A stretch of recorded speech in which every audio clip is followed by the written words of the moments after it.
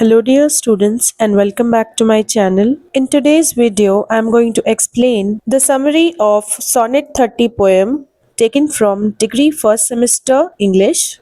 Students, you can get full marks in the exam for this summary. Let's begin. About the poet. इस poem के poet का नाम है William Shakespeare. वो एक बहुत ही बड़े प्ले राइट थे। मीन्स वो स्टेज के लिए प्लेस लिखा करते थे। वो एक पोएट और एक एक्टर भी थे।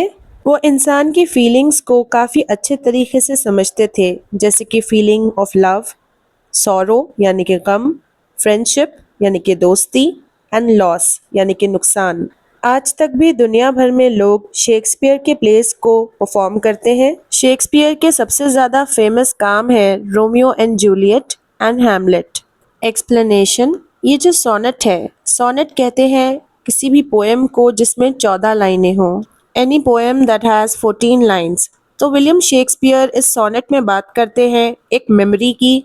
वो बात करते हैं सैडनेस, नुकसान और दोस्ती के बारे में। इस पोएम को यूजुअल शेक्सपियरन स्टाइल में लिखा गया है। ये पोएम दिखाती है फीलिंग्स जैसे कि रिग्रेट यानी कि पछतावा, पेन, दर्द और उम्मीद। सो इस पोएम में पोएट जो है वो कई सारी चीज़ों को याद करते हैं अपने पास्ट में से और उन चीज़ों के बारे में सोचते हैं जिसकी वजह से वो दुखी हो जाते हैं।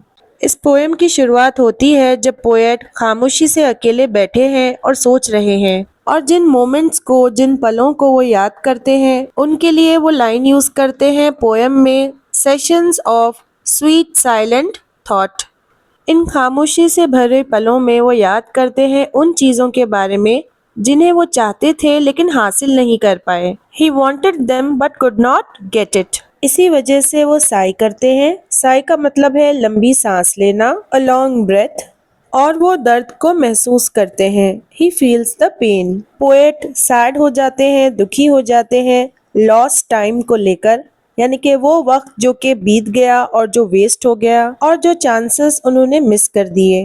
पोएट ऐसे जी रहे हैं जैसे कि वो पुराने मोमेंट्स को फिर से जी रहे हों, as if living those moments again. फिर जो पोएट है उनकी सैडनेस और ग्रो होती है, यानी कि वो बढ़ती चली जाती है।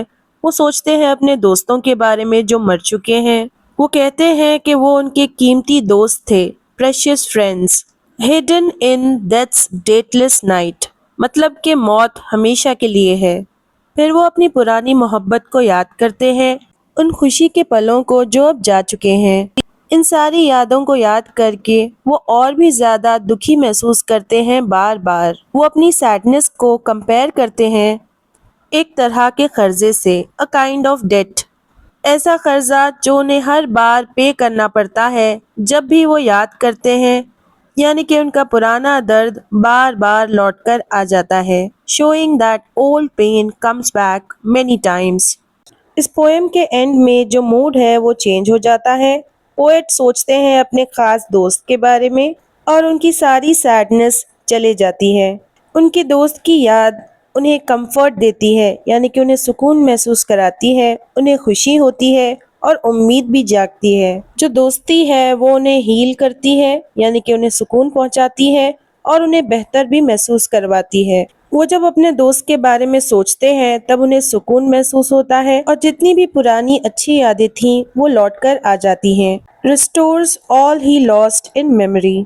तो ये पोएम हमें सिखाती है कि अगर हम कुछ ज़्यादा ही अपने पास्ट के बारे में सोचेंगे तो फिर उसके साथ हमारा पुराना दर्द भी लौटकर आ जाएगा। लेकिन जब हमारे पास केयरिंग फ्रेंड्स होते हैं और एक अच्छी मोहब्बत, तब ये चीज़ें हमें ज़िंदगी में सुकून, खुशी और उम्मीद दे सकती हैं। ये पोएम सैडनेस से उम्मीद तक जाती है और दिखाती है कि इंसान का कनेक्शन कितना ज़्यादा इम्पोर्टेंट होता है।